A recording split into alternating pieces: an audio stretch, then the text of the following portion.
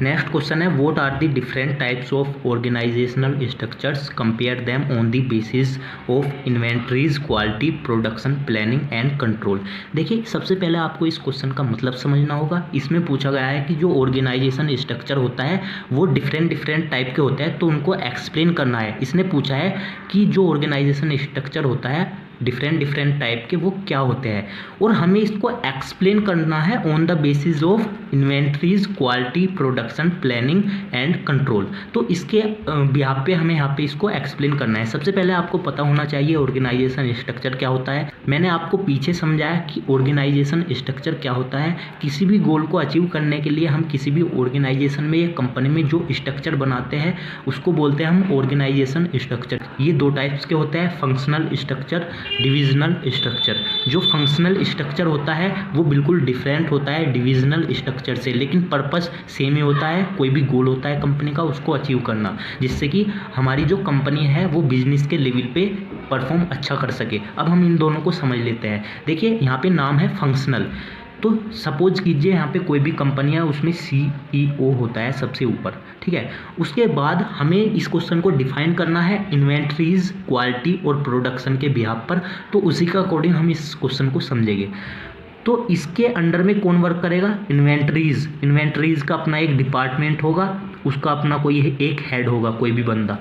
CEO के under में कौन काम करेगा? जो क्वालिटी का डिपार्टमेंट होगा उसका जो हेड होगा वो काम करेगा।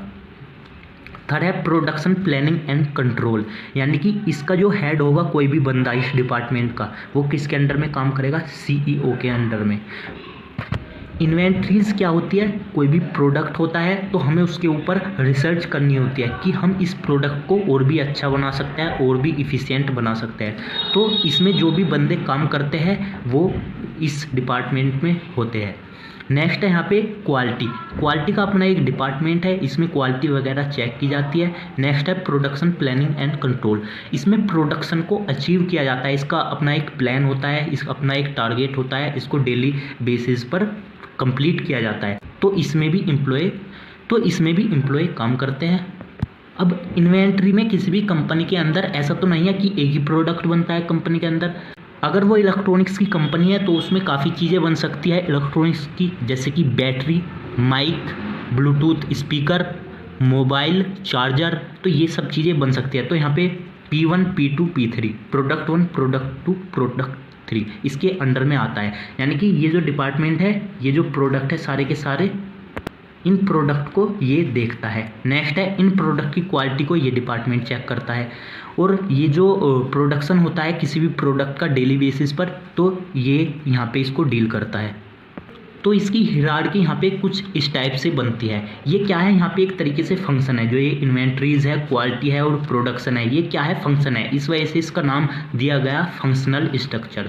और जब हम बात करते हैं डिविजनल स्ट्रक्चर की, तो इसमें हम CEO के बाद में जो हमारा होता है हम इसको प्रोडक्ट को लेते हैं, इस वजह से इसका नाम रखा गया है डिविजनल स्ट्रक्चर। जब हम प्रोडक्ट को लेते हैं तो आपको याद रखना है उसका नाम होता है डिविजनल स्ट्रक्चर। यानी कि हम यहाँ पे प्रोडक्ट को स्टार्टिंग में डिवाइड कर देते हैं, प्रोडक्ट को P1, P2 और P3, और फिर उसके बाद सपोज कीजिए ये यहाँ पे मोबाइल की बैटरी है, उसके अंदर में कौन काम करेगा? यहाँ पे इन्वेंटरीज, यानी कि उस पर जो रिसर्च वगैरह कर रहे हैं बैटरी के ऊपर, उसको ज़्यादा एफिशिएंट बनाने के लिए क्वालिटी वाले बंदे आ जाएंगे जो क्वालिटी चेक कर रहे हैं उस बैटरी की। प्रोडक्शन, प्लानिंग एंड कंट्रोल, जो प्रोडक्शन की प्लानिंग कर रहे हैं, रोज प्रोडक्शन कर रहे हैं, तो वे बंदे आ जाएंगे। तो यहाँ पे जो प्रोडक्ट है इसका जो हेड हो जाएगा, इसके अंडर में ये सब काम करेंगे। ऐसे ही हर प्रोडक्ट के लिए प्रोडक्ट P, ये कुछ और प्रोडक्ट हो सकता है, ये बैटरी था, ये मोबाइल चार्जर हो सकता है, ये कोई दूसरा प्रोडक्ट हो सकता है P3, तो ये इसके अंडर में काम करता है। यहाँ पे थोड़ी सी हिरार्की चेंज हुई है, ठीक है, कॉन्सेप्ट बिल्कुल सेम ही है।